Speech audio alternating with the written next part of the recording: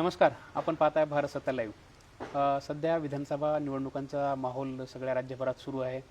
लातूर जिल्ह्यातील पण वेगवेगळ्या राजकीय अपडेट आम्ही आपल्यासमोर वारंवार घेऊन येत आहोत. सध्या अशीच एक राजकीय अपडेट आपल्यासमोर घेऊन आलेलो आहे आणि माझ्यासोबत लातूर जिल्ह्यातले एक राजकीय विश्लेषक असणारे अभिजित देशमुख आहेत. अभिजित देशमुख यांचं राजकीय आकलन अतिशय अचूक व सटीक असतं. ते राजकीय विचाराने काँग्रेस विचाराचे असले तरी ते जे काही राजकीय म्हणजे अनुमान मांडतात, राजकीय जे टिप्पणी करतात त्याला बराच अर्थ असतो आणि अति अचूक अशी स्वरूपाची आजपर्यंत पाहायला मिळालेली आहे. विधानसभेसंदर्भात मी आज त्यांच्यासोबत चर्चा करणार आहे. आम्ही पण स्वतः व्यक्तिगत भारत सत्ता ग्राउंड लेवलवर बरंच फिरतोय. अनेक मतदारसंघामध्ये आम्ही पण पोहोचलेलो आहोत. लोकांचा opinion poll, ground reality poll आम्ही जाणून घेण्याचा प्रयत्न केलेला आहे आणि ते भारत सत्ताच्या माध्यमातून आपल्यासमोर मांडलेलं आहे. एक राजकीय आकलन अभिजित देशमुख यांचं काय असणार आहे, ते ह्या सगळ्या निवडणुकांकडे कसं बघतायत याविषयी आता मी त्यांच्याशी चर्चा करणार आहे. सर, स्वागत आहे भारत सत्तामध्ये आपलं. खूप खूप धन्यवाद. खूप आभारी आहे मी. जसं मी उल्लेख केला की आम्ही पण ग्राउंडवर फिरतोय. तुम्ही एक राजकीय विश्लेषक आहात, काँग्रेस विचाराचे असलात तरी तटस्थपणे तुम्ही नेहमी राजकीय आकलन केलेलं आहे. आपण लातूर जिल्ह्याबद्दल बोलणार आहोत. सर्वप्रथम कुठल्या मतदारसंघाबद्दल बोलूयात? आपली इच्छा असेल त्या मतदारसंघात. तुमचा कुठला आवडता उमेदवार आहे? कुठला? माझा तर आवडता कोण आहे सगळ्या जगाला माहिती. मी वेगळं सांगण्याची काय गरज आहे. सर, आपण संजय बनसोडे यांचा जो मतदारसंघ आहे उदगीर, या मतदारसंघापासून बोलूया. काल पवारसाहेबांची तिथं सभा झालेली आहे. त्यांच्या विरोधात भालेराव साहेब उमेदवार आहेत. काय बघताय, कसं बघताय उदगीरच्या राजकीय परिस्थितीकडे? काय तुमचा अनुमान आहे? आता आपण जर उदगीरची साधारणतः चित्र आपण जर पाहिलं तर असं आपल्या लक्षात येतं की संजय बनसोडे ज्या विचाराच्या लोकांचं मतदान घेऊन निवडून आले होते तर त्याच विचाराच्या मतदानाशी त्यांनी प्रतारणा केलेली आहे. कुणालाही विश्वासात न घेता, म्हणजे ज्यांनी त्यांच्यासाठी प्रयत्न केले ते कार्यकर्ते असतील किंवा ज्यांनी त्यांना मतदान केलं ते मतदार असतील, त्यांच्या विचारांची कुणालाही विश्वासात न घेता त्यांनी स्वतःच्या सोयीसाठी, स्वतःच्या स्वार्थासाठी त्यांनी एक निर्णय घेतला आणि त्यांनी राष्ट्रवादी काँग्रेस पक्षाच्या बाबतीमध्ये शरद पवार साहेबांची साथ सोडून त्यांनी अजित पवारांच्या साथीने भारतीय जनता पक्षामध्ये त्यांनी त्यांच्या सोबतीने जाण्याचा निर्णय घेतला.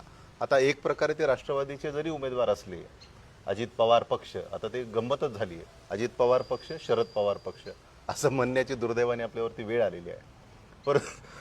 परंतु अजित पवार पक्षांच्या सोबत जायचा त्यांनी निर्णय घेतला आणि एक प्रकारे भाजपचे पुरस्कृत उमेदवार अशा पद्धतीची त्यांची आजची उमेदवारी आहे असं मी त्या उमेदवारीकडे पाहतो. आणि त्याच्यामुळे एक मतदारांमध्ये रोष आहे की ज्या विचाराने आम्ही तुम्हाला निवडून दिलं होतं, ज्या विश्वासाने आम्ही तुम्हाला निवडून दिलं होतं, त्या विश्वासाची तुम्ही प्रतारणा केली, तुम्ही तत्वानी वागला नाहीत, तुम्ही विचारांशी फारकत घेतली, अशा पद्धतीची भावना उदगीर मतदारसंघामध्ये आहे. त्यांच्या बाबतीत एकच जो सकारात्मक पैलू मी पाहतो तो हा आहे की त्यांच्या मतदारसंघामध्ये विकास कामं त्यांनी मोठ्या प्रमाणात केलेली आहेत अशी चर्चा माझ्या कानावरती येत असते.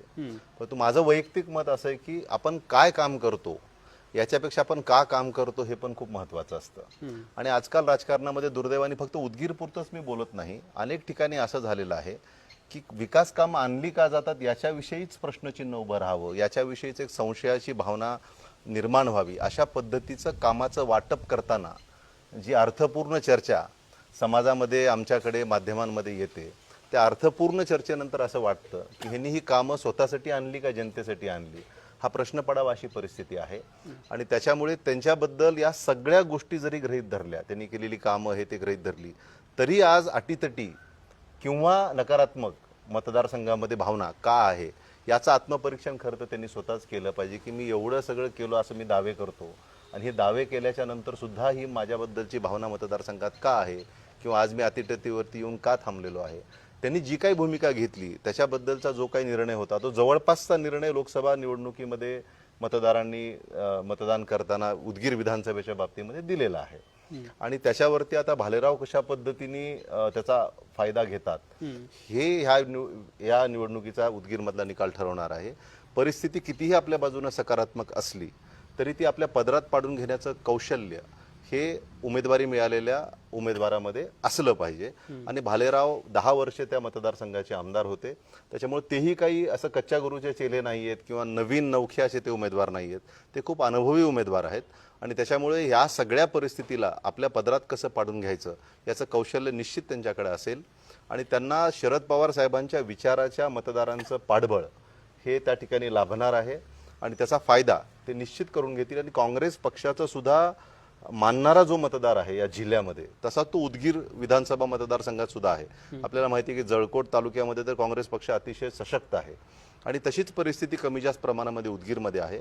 त्याचाही फायदा जसं शरद पवार साहेबांना विचारणाऱ्या मंडळीचा फायदा त्यांना होणार आहे, तसंच काँग्रेस पक्षाला मानणाऱ्या लातूर जिल्ह्याच्या मतदाराचाही फायदा त्यांना होणार आहे.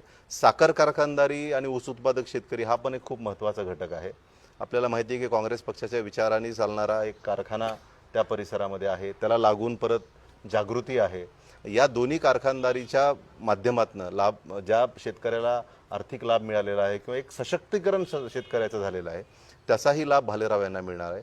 भालेराव यांच्याही बाजूनी खूप सारे सकारात्मक सूचिन्ह आहेत. आता त्याचा लाभ भालेराव आपल्या पदरात कसं पाडून घेतात यावरती त्या विधानसभा मतदारसंघाच्या निवडणुकीचं भवितव्य अवलंबून आहे. ज्यावेळेस तुम्ही एका मंत्र्याच्या विरोधात निवडणूक लढता तर आपण एक गृहीत धरून चाललं पाहिजे की ती निवडणूक सोपी नसते. त्या निवडणुकीमध्ये आपण प्रयत्नांची पराकाष्ठा करायची असते आणि जे आपल्या बाजूनी मतदारांचा मानसिकता आहे किंवा जो एक वातावरण आहे ते आपल्या पदरात आपण पाडून घ्यायचं असतं आणि हे तिन्ही पक्ष महाविकास आघाडीचे त्या पद्धतीचा प्रयत्न नक्की करतील. माझ्याकडे जे शेवटची माहिती आहे त्याच्या पद्धतीने मी आपल्याला हे सांगू शकतो की संजय बनसोडे यांच्याबद्दल एक थोडंसं नाराजीचं किंवा विरोधाचं वातावरण त्या मतदारसंघामध्ये निश्चित आहे. अगदी थोडक्यात सर मला एक प्रश्न विचारायचा आहे की आपण सांगितलं की शरद पवार गटाला सोडून संजय बनसोडे अजितदादाच्या गटात आलेत. सुधाकर भालेराव हे तर स्वतः भाजपमधून 10 वर्ष आमदार आलेत, आत्ता ते इकडे आलेत. मग हे सगळं कसं इक्वेशन? ह्यांची विचारधारा आणि ह्यांची विचारधारा परिस्थितीने निर्णय घेणं वेगळं हां आणि आपल्या स्वार्थासाठी फायद्यासाठी निर्णय घेणं वेगळं. संजय बनसोडेने हा जो निर्णय घेतला तो परिस्थितीने घेतलेला नाहीये. आपल्याला माहिती आहे की जेव्हा ही घटना घडली आणि पक्ष फुटले तेव्हा संजय बनसोडेजींकडे दोन्ही पर्याय होते. ते शरद पवार साहेबांसोबत सुद्धा राहू शकले असते आणि अजितदादांकडे सुद्धा जाऊ शकले असते. परंतु मला असं वाटतं की अनेक अर्थपूर्ण कारणांमुळे त्या अजित पवारांच्या सोबत जायचा निर्णय घेतला असावा आणि भालेराव यांनी जो निर्णय घेतला तो मजबुरीमध्ये घेतला. त्यांना परिस्थिती तशी त्यांच्या समोर येऊन उभी राहिली की ज्या पक्षासाठी त्यांनी जीवाचं रान केलं, 10 वर्ष ज्या पक्षाची त्यांनी आमदारकी निभावली, त्याच पक्षाने मागच्या विधानसभेमध्ये काही कारण नसताना सुद्धा त्यांचं तिकीट कापलं. एवढ्या मताने निवडून आलेल्या एका स्टँडिंग आमदाराचं कोण तिकीट कापतं? परंतु आपल्याला माहिती आहे की भारतीय जनता पक्षामध्ये मागच्या कित्येक वर्षापासून असेच अर्थपूर्ण निर्णय हे घेतले जातात. प्रसंगी पक्षाचं वाटोळ झालं तरी चालतं, पण माझा अर्थपूर्ण माझे जे इंटरेस्ट आहेत ते फुलफिल झाले पाहिजेत अशा पद्धतीची मानसिकता भारतीय जनता पक्षामध्ये आपल्याला मागच्या अनेक वर्षांपासून अनुभवायला मिळते. त्याचाच एक भाग म्हणून भालेराव यांची उमेदवारी मागच्या वेळेस कापली गेली आणि आता तर ह्या परिस्थितीत त्यांना आणून उभं केलं गेलं की त्यांच्याच विरोधात जो माणूस सक्षम आमदार होता त्यालाच आपल्या बाजूला घेऊन त्याला महायुतीकडून उमेदवारी देण्यात आली. त्याच्यानंतर भालेराव यांच्याकडे दुसरा पर्याय तरी काय होता? उदगीरच्या लोकांच्या हितामध्ये किंवा स्वतःच्या सुद्धा राजकीय प्रवासाच्या हितामध्ये त्यांनी हा निर्णय परिस्थितीनुरूप घेतलेला आहे. त्याच्यामुळं त्यांचा निर्णय संजय बनसोडेंच्यापेक्षा तात्विकदृष्ट्या नैतिकदृष्ट्या सुद्धा उजवा आहे असं मला या ठिकाणी म्हणावं लागेल. अच्छा, एकूणच उदगीरचं इक्वेशन आज घडीला तळ्यात मळ्यात आहे किंवा कुठला उमेदवार कुणाच्या बाजूने उदगीरकर कौल देतील याचा अंदाज लागत नाही असं म्हटलं ना आपल्याला की सक्षम ज्यावेळेस मंत्र्यांच्या विरोधात तुम्ही निवडणूक लढता तेव्हा ती निवडणूक मन लावून लढायची असते, ताकदीने लढायची असते. सर आता आपण निलंगा विधानसभा मतदारसंघाबद्दल बोलूयात. निलंग्यामध्ये माजी मंत्री संभाजीराव पाटील भाजपचे उमेदवार आहेत, तर त्यांच्या विरोधात अभय साळुंके जे नुकतेच काही वर्षापूर्वी काँग्रेसमध्ये आलेले आहेत मनसेतनं, त्यांना उमेदवारी दिलेली आहे. म्हणजे खूप वर्षानंतर निलंगेकर घराण्याबाहेरचा उमेदवार त्या मैदानात निलंगेकरांच्या विरोधात आहे. कसं बघताय या निवडणुकीकडे? काय होईल त्या निवडणुकीमध्ये वाटतं तुम्हाला? कुणाच्या बाजूनं जनतेचा कौल राहील? निलंगा विधानसभा मतदारसंघाची जी निवडणूक आहे ना त्याच्यामध्ये ह्या 6 विधानसभापैकी एक वेगळी आणि चांगली गोष्ट, लोकशाहीला सशक्त करणारी गोष्ट घडलेली आहे की आता आपण ह्या 6 विधानसभा मतदारसंघांना जेव्हा पाहतो तर जे 2-2 प्रमुख उमेदवार आहेत तर ते सगळेच उमेदवार हे जवळपास राजकीय पार्श्वभूमीवर असलेले, पारिवारिक पार्श्वभूमीवर असलेले किंवा एक राजकीय प्रवास, सशक्त प्रवास असलेले एस्टॅब्लिश यंत्रणा किंवा संस्था असलेले लोक आहेत. ह्या निलंगा विधानसभेमध्ये अभय साळुंके यांच्या रूपाने हा ह्या पूर्ण जिल्ह्यातला असा एकमेव उमेदवार आहे की जो त्या सामान्य कुटुंबातनं मागच्या 25-30 वर्षाच्या राजकीय संघर्षाच्या नंतर एका प्रमुख पक्षाच्या उमेदवारीपर्यंत पोहोचलेला आहे. आणि मी काँग्रेस पक्षाचं अभिनंदन करू इच्छितो की आपण एका अतिशय सामान्य कुटुंबातल्या उमेदवाराला, अभय साळुंके म्हणतात की पत्र्याचं घर आहे माझं म्हणून, आणि तशा पद्धतीच्या एका उमेदवाराला ज्यांनी आयुष्यभर दुसरं काहीच केलं नाही. मागचे 25-30 वर्ष आपण पाहतो की मनसे असेल, शिवसेना असेल, याच्या माध्यमातून संघर्ष करत करत करत ते इथपर्यंत आले आणि त्यांनी काँग्रेस पक्षामध्ये सुद्धा जेव्हा प्रवेश केला तर त्यांनी ज्या विधानसभा मतदारसंघामधून प्रतिनिधित्व करतात त्या विधानसभा मतदारसंघामध्ये आपल्याला माहिती आहे की काँग्रेस पक्षाचा एकच जिल्हा परिषदचा सदस्य आहे. तर अशा एका संघर्षाच्या परिस्थितीत आपल्या पक्षात आलेल्या उमेदवाराला काँग्रेस पक्षाने उमेदवारी दिली, त्याच्याबद्दल काँग्रेस पक्षाची जी काही निर्णय घेणारे नेतृत्व असतील किंवा पक्ष असेल त्यांचं खरोखर मी अभिनंदन करतो की अशा पद्धतीचं लोकशाही सशक्त करणारं, लोकशाहीमध्ये विश्वास निर्माण करणारं आणि तो विश्वास वाढवणारे निर्णय हे वरचेवर झाले पाहिजेत की खऱ्या अर्थानं सामान्य कुटुंबातनं येऊन सुद्धा संघर्षमय जीवन आणि सतत धडपड करणाऱ्या माणसाला त्या ठिकाणी उमेदवारी दिली पाहिजे. ती अभय साळुंखे यांच्या रूपाने मिळालेली आहे. म्हणून त्याला निवडून आणावं अशा पद्धतीची मानसिकता निश्चित त्या मतदारसंघामध्ये आहे. माझ्या कानावरती अनेक वेळेस अशा गोष्टी अनेकांनी मला माझ्याजवळ या भावना व्यक्त केल्यात की साहेब एकदा तरी आम्हाला ही संधी मिळू द्या की निलंगेकर कुटुंबाच्या बाहेरचा एखादा उमेदवार आम्हाला निवडून आणण्याची खूप इच्छा आहे. तशा पद्धतीची एक संधी की आम्हाला राजकीय पक्षांनी द्यावी अशा पद्धतीची भावना, म्हणजे तुझ्याकडे नाही तर माझ्याकडे, तुझ्याकडे नाही तर माझ्याकडे, या राजकारणाच्या बाहेर येण्याची तिथल्या मतदारांची भावना मी अनेक दिवसांपासून जाणतो. माझ्या कानावरती सुद्धा गोष्टी येतात, लोक माझ्याजवळ बोलून दाखवतात आणि त्याच्यामुळं एक सकारात्मक वातावरण अभय साळुंखे यांच्या बाजूनी आणि काँग्रेस पक्षाच्या उमेदवाराच्या बाजूनी आहे. आणि तेवढंच नकारात्मक वातावरण हे संभाजी पाटील यांच्या बाबतीमध्ये त्या विधानसभा मतदारसंघामध्ये निश्चित आहे. आणि कालच्या झालेल्या लोकसभेमध्ये 21,000 मतांचं मताधिक्य, 55,000 मतांनी उणे असलेला मतदारसंघ 21,000 मतांनी अधिक मतदारांनी आणून उभा केला आणि तो आला. हेच ह्याचं लक्षण आहे की निलंगा विधानसभा मतदारसंघामध्ये मतदाराची मानसिकता नेमकी कोणत्या बाजूने आहे. निवडणूक कशी बघताय तुम्ही? औसा विधानसभेची मागची निवडणूक औसेकरच लढले.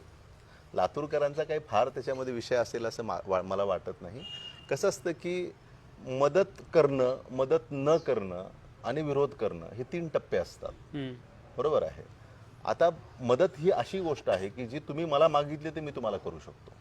तुम्ही मला जर मागितलीच नसेल, तेवढी तळमळ तुम्हीच दाखवली नसेल की माझी मदत तुम्हाला व्हावी, तर मदत पुढची माणसं करणार कशी याचा पण विचार कुठंतरी प्रामाणिकपणे सगळ्यांनी अंतःकरणापासून केला पाहिजे. आणि दुसरा विषय जे तुम्ही काढला भारतीय जनता पक्षाच्या उमेदवाराचा आणि त्यांच्या देवेंद्र फडणवीस यांच्या प्रेमाचा, तर त्यांचं देवेंद्र फडणवीस बद्दलचं प्रेमच आज त्यांना अडचणीत आणून उभं केलेलं आहे. त्यांनी ज्या पद्धतीने मनोज जरांगे पाटील यांच्याबद्दलची वक्तव्य केली, SIT लावली गेली, त्याचं त्यांनी स्वागत केलं आणि ज्या पद्धतीने ते एकूणच देवेंद्र फडणवीस यांना खुश करण्याच्या नादामध्ये जरांगे पाटील यांच्या बाबतीत वागले, त्याची खूप तीव्र प्रतिक्रिया त्या विधानसभा मतदारसंघामध्ये आहे. आणि माझ्या ऐकण्यात असं आहे की मनोज जरांगे पाटील यांनी सुद्धा हा विषय अजेंडावरती घेतलेला आहे की या विधानसभा मतदारसंघामध्ये जे काही माझ्या बाबतीत वक्तव्य केली गेली तर त्याचा धडा या निकालांच्या माध्यमातून मी शिकवल्याशिवाय राहणार नाही, असं खाजगीमध्ये ते जे लोकांशी बोललेले आहेत ते आपल्याही सगळ्यांच्या कानावरती आलेला आहे. तोच मुद्दा खूप महत्त्वाचा आहे की आपण आपल्या मतदारावरती प्रेम करण्यापेक्षा, समाजामध्ये जे काही चाललंय त्याच्यावरती प्रेम करण्यापेक्षा आपण एका नेत्याचं लालून पालन करण्याच्या मागे जे लागतो, त्याला खुश करण्याच्या जे मागे लागतो, त्याचंच फलित हे आहे की आज औसा विधानसभा मतदारसंघामध्ये त्यांच्या विरोधात वातावरण खूप मोठ्या प्रमाणात आहे. आणि ज्या पद्धतीचं 5च वर्षामध्ये, म्हणजे एकीकडे म्हणायचं की मी शिक्षकाचा मुलगा आहे, मी सामान्य कुटुंबातून आलो आणि त्याच्यामध्ये 5 वर्षाच्या आमदारकीमध्ये ज्या पद्धतीचं एक श्रीमंतीचं किळसवानं स्वरूप त्या मतदारसंघात लोक पाहतायत. आपण जर थोडंसं त्यांचा प्रचार कोण्या पद्धतीने चालला यावरची ते नजर फिरवली तर मागच्या वेळी जी लोक सोबत होती त्यातली फारशी लोक आज त्यांच्यासाठी सोबत आहेत किंवा त्यांच्यासाठी तळमळीने फिरतायत. म्हणतो ना, घरचं खाऊन बाहेरचं करणं, हे चित्र कुठंतरी त्यांच्या बाबतीत आज त्या निलंगा औसा विधानसभेमध्ये दिसत नाहीये. आणि ही त्यांची सगळ्यात मोठी नकारात्मक बाजू आहे हे आपल्याला स्पष्टपणाने त्या ठिकाणी जाणवतं. त्याच्या उलट दिनकर माने हे 10 वर्ष शिवसेनेकडनं आमदार होते, आपण पाहिलंय. आणि एक सामान्य सर्वसामान्यामध्ये मिसळणारा, वावरणारा असा भूमिपुत्र उमेदवार, अशा पद्धतीची प्रतिमा दिनकर माने यांची आहे. किती जरी नाही म्हणलात तरी अभिमन्यू पवार हे लातूरचे आहेत हे आपण मान्यच करावं लागेल. आणि बसवराज पाटीलजी सुद्धा मुरुमचे होते हे पण आपण मान्यच करावं लागेल. त्याच्यामुळे 10 ते 15 वर्षाच्या नंतर औसेकरांना आपल्या भूमीत जन्मलेला, आपल्या भूमीत राहणारा असा भूमिपुत्र उमेदवार त्या ठिकाणी लाभलेला आहे. आणि ते सीझन पॉलिटिशियन आहेत. दिनकर माने हे मुरलेले राजकारणी आहेत, आपण काही वेगळं सांगण्याची गरज नाही. आणि उद्धव बाळासाहेब ठाकरे यांच्या बाबतीत जे काही घडलंय त्याची सुद्धा शिवसैनिकांना कुठेतरी चीड. या लातूर जिल्ह्यामध्ये जर शिवसेनेचा म्हणून असा कुठं वोटर असेल तर तो औसा विधानसभा मतदारसंघामध्ये, खास करून औसा तालुक्यामध्ये आहे. आणि तो शिवसेनेचा जो मतदार आहे, जो उद्धव बाळासाहेब ठाकरे यांना मानतो, तो मतदार, तो कार्यकर्ता अतिशय झटून त्यांच्या पाठीशी उभं राहणार आहे. आणि त्यांचं दुसरं एक सकारात्मक गोष्ट ही आहे की त्यांचा विधानसभा मतदारसंघ हा धाराशिव लोकसभा मतदारसंघामध्ये येतो आणि ओमराजे निंबाळकर यांच्या रूपाने एक अतिशय चांगला खासदार आणि नेता हा त्या विधानसभा मतदारसंघाला तिकडच्या बाजूने लाभलेला आहे आणि त्याचाही खूप चांगला परिणाम आणि त्याचे त्यांना फळं ही दिनकर माने यांना भेटण्याची शक्यता आहे. आणि तसाच निकाल लोकसभा निवडणुकीच्या सुद्धा लीडमध्ये आपल्याला जाणवला. अभिमन्यू पवार यांनी जीवाचं रान केलं, प्रयत्नाची पराकाष्ठा केली. जितक्या निवडणुका छोट्या होत जातात त्या तितक्या अटीतटीच्या होत जातात हे आपल्या सगळ्यांना माहिती आहे. त्याच्यामुळे निवडणूक अटीतटीचीच होणार, पण ॲडव्हान्टेज हा एक विषय असतो की कुणाला आज ॲडव्हान्टेज आहे या निवडणुकीमध्ये असं जर आपण विचार केला, मला जर विचाराल तर आज मला असं वाटतं की दिनकर मानेजींना त्याच्यामध्ये ॲडव्हान्टेज आहे. सर, आपण आता लातूर मतदारसंघाबद्दल बोलूयात. अमितजी देशमुख विजयी चौकार मारण्यासाठी प्रयत्नशील आहेत. त्यांच्या विरोधात अर्चनाताई पाटील चाकूरकर, ज्यांना चाकूरकर फॅमिलीला पण फार मोठी लेगेसी आहे, देशमुख फॅमिलीला फार मोठी लेगेसी आहे. आणि वंचितच्या रूपाने एक तगडा उमेदवार सध्या मतदारसंघामध्ये आहे. नाही म्हणलात तरी अमित देशमुख यांच्या विरोधात बऱ्याच कारणांमुळे एक नाराजगीचा सूर आज समाज माध्यम असतील, जेव्हा आम्ही ग्राउंडवर फिरतो तिथं पण जाणवतोय. एकूण कसं बघताय या सगळ्या निवडणुकीकडे? लातूर विधानसभा मतदारसंघाची आपण जसं म्हणालात की चौकार मारण्याची तयारीत आहे, तर फलंदाज ताकदीचा आहे, फलंदाज सक्षम आहे, तो चौकार मारण्याच्या कॅपॅसिटीचा आहे आणि तो चौकार मारेल असा मला ठाम विश्वास आहे. आता आपण जे काही म्हणालात की आता 3 वेळेस ज्यावेळेस तुम्ही आमदार असता, 15 वर्ष ज्यावेळेस तुम्ही आमदार राहता, तर काही गोष्टी ह्या ज्याला आपण इंग्रजीमध्ये एक अँटी इन्कम्बन्सी असं इलेक्शन निवडणुकीच्या राजकारण त्याच्यामध्ये विश्लेषणामध्ये म्हटलं जातं, तशा पद्धतीची काही प्रमाणामध्ये ती उद्भवू शकते. आणि ती जवळपास आपण जर पाहिलं असेल तर पहिली निवडणूक आपण जर सोडून दिली त्याच्यानंतर प्रत्येक निवडणुकीमध्ये जवळपास तेच मुद्दे आहेत आणि त्याच मुद्द्यांवरती वारंवार आपल्या मतदारसंघामध्ये चर्चा होते आणि वारंवार त्याच मुद्द्याला आधारित धरून सुद्धा लातूरकर त्यांना मतदान देतात. मागच्या विधानसभेला ते मी पाहिलंय, गमतीशीर आहे त्यांच्या बाबतीमध्ये खूप. जो उमेदवार 42,000 लातूरकरांनी निवडून दिला तो उमेदवार पडतो असं काही टीव्ही चॅनलमध्ये दाखवत होते आणि आपल्याकडचे काही ज्येष्ठ पत्रकार तशा पद्धतीच्या मुलाखती सुद्धा देत होते. मला हेच खरं तर कळत नाही की ज्या उमेदवाराला 42,000 लोकांनी निवडून दिलं शेवटी तो उमेदवार पडतो किंवा त्या उमेदवाराबद्दलची निवडणूक अटीतटीची आहे किंवा ती अडचणीची आहे अशी चर्चा अगदी मागच्या सुद्धा विधानसभा निवडणुकीत का केली गेली माझ्या लक्षात नाही आलं.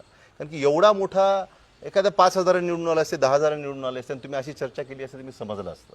परंतु 42,000 मतांनी जो उमेदवार निवडून येतो त्याच्याबद्दल तुम्ही अशी चर्चा निवडणुकीच्या काळात घडवून आणता, हे खरं तर खरोखर हे विश्लेषणात्मक दुर्दैव आहे असं माझं मत आहे. कुणीही विश्लेषण करताना वस्तुस्थिती जन्य प्रामाणिकपणे केलं पाहिजे आणि अशा पद्धतीचं एक पर्स्पेक्टिव्ह ठेवून, उद्दिष्ट ठेवून किंवा पूर्वग्रह दूषित असं वातावरण निर्मिती करणं हे कुठल्याही मतदारसंघाच्या मतदारांची प्रतारणा आहे, त्याला गृहीत धरून चालणं आहे.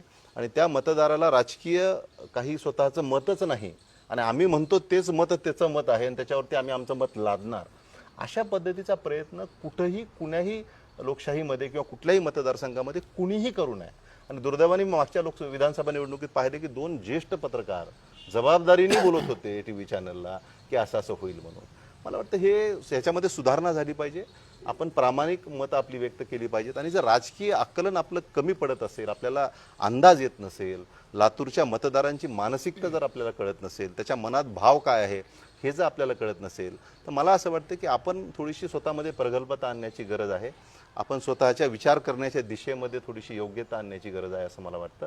आणि सारखं त्याच गोष्टी करून एका व्यक्तीला आपण आरोपीच्याच पिंजऱ्यात उभं करायची जी एक मानसिकता ठरवून केलं जातं, म्हणजे मी तर आता प्रत्येक निवडणूक फार जवळनं पाहतो, ठरवून केलं जातं आणि वातावरण निर्मिती करण्याचा एक प्रयत्न केला जातो. बघा, शेवटी तुम्हाला असं वाटतं की हे सगळं करून वातावरण निर्मिती करून तरी आमच्या पदरात काहीतरी पडेल, त्याच्याशिवाय तर काही पडणार नाही आहे. हे मागच्या 3 निवडणुकांपासून आपण पाहत आलेलो आहोत. कारण लातूर विधानसभा मतदारसंघाचा मतदार अतिशय सुसंस्कृत, अतिशय समजदार, अतिशय संयमी आणि आपल्या भविष्याकडं अतिशय अशा आपण म्हणतो ना की एक चांगलं सुवर्ण मध्य साधणारा असं जे भविष्य असतं आपलं, त्या दिशेने वाटचाल करणारा असा आपल्या लातूरचा मतदार आहे आणि तो तसंच मानसिकता ठेवून प्रत्येक विधानसभेला मतदान करत असतो, हे आत्तापर्यंत सिद्ध झालेलं आहे. त्याच्यामुळे कितीही वातावरण निर्मिती करण्याचा कुणीही प्रयत्न केला तर मतदाराला कळतं की कोण कशासाठी काय करत आहे. शेवटी मी आत्ताही थोड्या वेळापूर्वी आपल्याला म्हणालो की काय करता ह्याच्यापेक्षा तुम्ही कशासाठी करता ह्याला खूप महत्त्व आहे. त्याच्यामुळे जेही लोक ही वातावरण निर्मिती करण्याचा प्रयत्न करत आहेत ते कशासाठी ही वातावरण निर्मिती करत आहेत हे कळण्या इतका लातूरचा मतदार सुज्ञ आहे आणि तो तशाच मानसिकतेने या सुद्धा निवडणुकीकडे पाहिल आणि 20 तारखेला त्याच मानसिकतेने तो मतदान करेल. यावेळेची परिस्थिती भाजपचे उमेदवार एक तशी स्ट्रॉंग आहे. कॅन्डिडेट आहेत सध्या. मागच्या वेळेसचे स्ट्रॉंगच होते. हम्म. उलट मागच्या वेळेसचे जे उमेदवार होते ते एका निवडणुकीचा अनुभव असणारे होते. त्यांनी 2014 साली विधानसभा लढली होती. त्याच्यापूर्वी प्रत्येक विधानसभा निवडणुकीच्या नियोजनामध्ये ते काँग्रेस पक्षाचे प्रमुख संयोजक अशा पद्धतीने त्यांचा कार्यभार राहिलेला होता. ते खूप अनुभवी होते. चाकूरकर फॅमिलीवर एक अन्याय झाला असं बोललं जातं किंवा एक सॉफ्ट कॉर्नर त्यांच्याबद्दल आहे, त्याच्याकडे कसं बघ? अन्याय झाला, कुठून झाला अन्याय? 2004 ला चाकूरकरांचा जो पराभव झाला त्याच्याबद्दल बोलतात लोक. पराभव झाला हे दुर्दैवी आहे, झाला हे सत्य आहे आणि ते दुर्दैवी हे सत्य आहे. मग त्याच्यामध्ये अन्याय झालं कसं म्हणता येतं? एखादा उमेदवार एखाद्या निवडणुकीत त्यासाठी पाडण्यात आला असं बोललं जातं. कुणी पाडलं? आता थेट बोलायचं झालं तर पक्षातनंच पाडण्यात आलं असं बोललं जातं. सिद्ध करावं लागेल ना ते. मला असं वाटतं म्हणून तेच सत्य आहे असं म्हणता येत नाही आपल्याला. आपल्याला ते सिद्ध करावं लागतं की बाबा ह्याच्यामुळे असं झालं म्हणून. मी परत सांगतो, एक वातावरण निर्मिती होण्याच्या दृष्टीने तुम्ही काही म्हणू शकता, तुमचा अधिकार आहे. तुम्ही काय बोलावं ही तुमची मर्जी आहे, तुमचा अधिकार आहे, तुमचा विचार आहे. परंतु ते सत्यही असलं पाहिजे ना. जे सत्यच नाही ते सत्य आहे असं म्हणून बोलणं हे माझ्या मते दुर्दैवी आहे. 95ला विलासराव देशमुख साहेब पडले होते, पण कुणी असं नाही म्हणलं की आम्हाला ह्यांनी पाडलं, त्यांनी पाडलं, त्यांनी पाडलं, त्यांनी पाडलं. उलट आम्ही आत्मपरीक्षण केलं की हे कशामुळे घडलं असेल.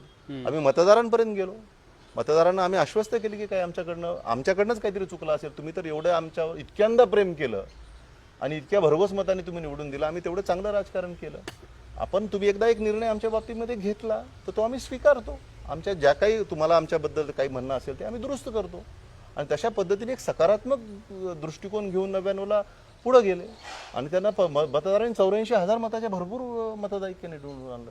असं होत नसतं. आपण ज्यावेळेस दुर्दैवाने आपल्याला एखाद्या ह्याच्यामध्ये अपयश येतं किंवा आपण पराभवाला सामोरं जातो, तो क्षण हा खऱ्या अर्थानं आत्मचिंतन करण्याचा असतो की काय झालंय, आपण नेमके कमी कुठं पडलो. आपण बघितलंय लातूरची समृद्धी ही कायमस्वरूपी चालू राहिली. लातूरचा व्यापारी असेल, लातूरचा उद्योजक असेल, लातूरचा सामान्यातल्या सामान्य माणूस असेल किंवा अगदी प्लॉटिंगचा व्यवसाय करणारे आपले एजंट असतील, त्यांना सुद्धा आपण पहा की कशा पद्धतीने लातूरचा उत्कर्ष झाला, कशा पद्धतीने लातूरची प्रगती झाली. आणि जी विलासराव देशमुख साहेबांच्या काळामध्ये आर्थिक उन्नती किंवा प्रगती लातूरची झाली ती घोडदौड कायम ठेवण्यामध्ये आम्ही देशमुख साहेबांचा सुद्धा कार्यकाळ हा यशस्वी राहिलेला आहे. त्याच्यामुळे मी धोका नाही असा विषय मी करणार नाही, परंतु लातूरच्या मतदाराचा त्यांच्यामध्ये विश्वास आहे आणि त्यांच्यासोबतच भविष्य सुरक्षित आहे. कारण आपल्याला माहिती आहे की लातूरमधून जर कधीही, आज नाही, उद्या नाही, परवा नाही, तेरवा नाही, जर कुणी मुख्यमंत्री होऊ शकतं तर ते अमित देशमुखच होऊ शकतात. हे आपल्या सगळ्यांना कल्पना आहे. त्याशिवाय नियती जेव्हा कधी लातूरकरांच्या पदरामध्ये मुख्यमंत्रीपद टाकायला येईल तेव्हा लातूरकर त्यांचा उमेदवार त्या पदासाठी तयार ठेवतील, याच्याबद्दल माझ्या मनात काही शंका नाही. सर, आता लातूर ग्रामीणबद्दल बोलूयात. लातूर ग्रामीणमध्ये रमेश कराड यांच्या रूपाने भाजपकडनं यंदा स्ट्रॉंग कॅन्डिडेट आहे. मागच्या इलेक्शनबद्दल पण बऱ्याच वावड्या आपण ऐकत असतो. धीरज देशमुख यांच्याशी आता त्यांची थेट लढत होणार आहे. कसं बघताय त्या निवडणुकीकडं? रमेश कराड हे जुनेच उमेदवार आहेत. त्याच्यापूर्वी 2दा विधानसभा लढलीत. मागच्या वेळेसही त्यांनी नोटाच्या माध्यमातून एक अप्रत्यक्ष निवडणूक लढलीच आहे. मागच्या वेळेस ते निवडणूक लढत होते. खऱ्या अर्थानं जेव्हा आपण एक राजकीय विश्लेषण करतो की लातूरची प्रगती, लातूरला देशमुख कुटुंबाच्या माध्यमातून झालेला आर्थिक लाभ आणि त्याची समृद्धी याची ज्यावेळेस आपण चर्चा करतो तेव्हा सर्वाधिक लाभ झालेला, सर्वाधिक समृद्ध झालेला भाग जर कोणता असेल तर लातूर ग्रामीण आणि रेणापूर तालुका. आपल्याला माहिती आहे की साखर कारखानदारी ही सगळीच्या सगळी ही ग्रामीण भागामध्ये आहे आणि त्याचा लाभही ग्रामीण भागातल्या लोकांना होतो. त्याच्यामुळे जेवढी म्हणून साखर कारखानदारी लातूरमध्ये आहे तर ती सगळीच्या सगळी या विधानसभा मतदारसंघात आहे आणि जास्तीत जास्त लाभार्थी किंवा समृद्ध झालेला जो वर्ग आहे तो याच भागामध्ये. काय लागतं की मला जर काही उद्योग करायचा असेल, मला कुठलीही नवीन गोष्ट करायची असेल तर मला आर्थिक क्षमता माझी लागते, मला आर्थिक तरतूद लागते. आणि ती आर्थिक तरतूद, आर्थिक क्षमता देण्यामध्ये जिल्हा मध्यवर्ती सहकारी बँक मोठ्या प्रमाणामध्ये लातूर ग्रामीणच्या ताकदीने पाठीशी उभी राहिलेली आहे. अनेक संस्था आहेत, त्या संस्थेतले संचालक आहेत, चेअरमन आहेत, व्हाईस चेअरमन आहेत. ते वर्षानुवर्ष मागच्या 40 ते 50 वर्षाचा एक चांगला समृद्ध जो एक वारसा आहे तो लातूर ग्रामीण मतदारसंघाला लाभलेला आहे. आणि त्या सगळ्या गोष्टी लक्षात ठेवूनच तिथलाही मतदार या निवडणुकीमध्ये मतदान करेल आणि धीरज देशमुख हे व्यवस्थित चांगल्या मताने निवडून येतील. मला ह्याच्याबद्दल सुद्धा काही शंका नाही. सर, शेवटचा जो मतदारसंघ आहे आपल्या जिल्ह्यातील तो आहे अहमदपूर मतदारसंघ. हो, या मतदारसंघामध्ये पण सगळं उलटाफेर झालेली आहे. शरद पवार गट राष्ट्रवादी आणि अजितदादा गट राष्ट्रवादी ही सगळी फाटाफूट होऊन आत्ता सगळं चित्र आपल्यासमोर आहे. गणेश हाके यांच्या रूपाने एक अपक्ष उमेदवार म्हणा किंवा दुसऱ्या पार्टीकडनं भाजपचं पद भारतीय जनता पक्षाचेच उमेदवार आहेत ते. हां, ते पण मैदानात आहेत बरोबर. आणि ओबीसी बहुल प्राबल्य असणारा हा मतदारसंघ आहे. कसं बघताय ह्या सगळ्या इक्वेशन्सकडे, काय वाटतं तुम्हाला त्या मतदारसंघामध्ये? अहमदपूर विधानसभा मतदारसंघाची परिस्थिती उदगीर विधानसभा मतदारसंघापेक्षा फारशी वेगळी नाही आहे. कारण तिथंही जे आता आमदार आहेत त्यांनी त्यांच्या मतदाराशी प्रतारणा केली, त्यांनी त्यांच्या समर्थकाच्या प्रयत्नांशी प्रतारणा केली आणि त्यांनी एक निर्णय अजितदादांच्या बाजूने त्या काळामध्ये घेतला आणि तिथंही माजी आमदारच त्यांच्या विरोधामध्ये उभे आहेत. त्याच्यामुळं उदगीरची विधानसभा आणि अहमदपूरची विधानसभा ह्याच्यामध्ये फारसा काही फरक त्या लढतीमध्ये नाही. अतिशय तुल्यबळ अशी ही लढत आहे आणि त्याच पद्धतीने ही लढत अहमदपूर विधानसभा मतदारसंघामध्ये पुढे जाताना दिसते. गणित त्या विधानसभा मतदारसंघामध्ये बाबासाहेब पाटलांच्या विरोधात आहे. अच्छा. हां, तिथलं जे गणित आहे ते विधानसभा मतदारसंघात ते बाबासाहेब पाटलांच्या विरोधामध्ये आहे. त्याच्यामध्ये भारतीय जनता पक्षाच्या माणसांनी बंडखोरी केलेली आहे आणि ते स्वतः लढत आहेत. त्याच्यामुळे जे काही त्यांना मतदान, त्यांचं जे हक्काचं मतदान होतं ते आज विनायकरावजीकडे चाललंय आणि जे लोकांसोबत ते गेले त्यांचं जे मिळणारं मतदान होतं ते गणेश हाकेंच्या सोबत चाललेलं आहे. त्याच्यामुळे ते उणे आहेत आणि कुठंतरी तीही बाजू, एक नियतीचा कॉल असतो एखाद्याच्या बाबतीमध्ये, तीही बाजू कुठंतरी बाबासाहेब पाटील साहेबांची मला नकारात्मक दिसते आणि त्याचाही फटका त्यांना कुठंतरी या विधानसभा मतदारसंघाच्या निवडणुकीमध्ये अहमदपूरमध्ये बसताना मला दिसतो. म्हणजे एकूणच तुमच्या आकलनानुसार आज घडीला महायुतीला फक्त एक जागेवर समाधान मानावं लागतंय जिल्ह्यात, असं वाटतंय का? तुम्हाला आठवतंय का नाही मला माहिती नाही, आपण भारत सत्ता लाईव्हसाठीच एक मुलाखत केली होती लोकसभा निवडणुकीच्या निकालाच्या नंतर. मी तुम्हाला तेव्हाही सांगितलं होतं की लातूर जिल्ह्यामध्ये 5-1 किंवा 6-0 सुद्धा होऊ शकेल, हे मी तुम्हाला तेव्हा सांगितलं होतं. आणि मी माझ्या मतांमध्ये सहसा बदल करत नाही. जी माझी मतं असतात ती ठाम असतात, आकलन असतं ते ठाम असतं. परंतु हेही सांगतो की हे आपण माणसं आहोत, आपण आकलन करू शकतो, आपण तर्क काढू शकतो. पण शेवटी ईश्वराची जी मर्जी असते आणि ज्या उमेदवाराच्या भाग्यामध्ये तो आमदारकीचा योग असतो तर तो माणूस निवडून येत असतो. परंतु महाराष्ट्रामध्ये एकूणच जर आपण पाहिलं तर महाविकास आघाडीच्याबद्दल सहानुभूती आहे आणि त्याचाच फायदा लातूर जिल्ह्यामध्ये महाविकास आघाडीच्या सगळ्या उमेदवाराला होताना दिसतोय. लोकसभेमध्ये जे काही घडलंय त्याच्यापेक्षा फार काही वेगळं या जिल्ह्यामध्ये विधानसभेला घडेल असं मला वाटत नाही. ज्या ज्या विधानसभा मतदारसंघामध्ये भरीव लीड महाविकास आघाडीला आहे ते विधानसभा मतदारसंघ तशाच पद्धतीने त्यांच्यासोबत राहतील आणि जे विधानसभा मतदारसंघ अटीतटीचे झाले होते, जसे की अहमदपूर आणि उदगीर हे 2 विधानसभा मतदारसंघ अटीतटीचे झाले होते, त्या विधानसभा मतदारसंघामध्ये आत्ताच्या असलेल्या आमदारांनी जी मतदारांच्या विचारांची प्रतारणा केलेली आहे त्यांच्या बाबतीतला प्रत्यक्ष कौल किंवा निर्णय घेण्याची संधी यावेळी विधानसभेच्या निवडणुकीच्या माध्यमातून मतदारांना लाभलेली आहे आणि ती संधी मतदार अतिशय जागरूकपणे आणि जबाबदारीने घेतील. त्याच्यामुळे 5-1 किंवा 6-0 सुद्धा या लातूर जिल्ह्याच्या विधानसभामध्ये होऊ शकतं. बाकी अंदाज असा आहे, माझाही चुकू शकतो, हे मी नम्रपणे आपल्याला या ठिकाणी सांगू इच्छितो. धन्यवाद सर, भारत सत्ताला वेळ दिलात त्याबद्दल. हे होते अभिजित देशमुख. मी आपल्याला यांचा परिचय दिलेलाच आहे. भारत सत्ता लातूर जिल्ह्यातील अपडेट आपल्यासाठी वारंवार घेऊन येत असतो. बाकी मतदारसंघात पण आम्ही व्यक्तिगत पोहोचणारच आहे. तिथला पण पब्लिकचा जो ओपिनियन आहे, सर्वे आपल्या भारत सत्ताच्या माध्यमातून आपल्यासमोर मांडण्याचा आम्ही प्रयत्न करणार आहोत. भारत सत्ताला लाईक, शेअर आणि सबस्क्राईब करायला विसरू नका. धन्यवाद.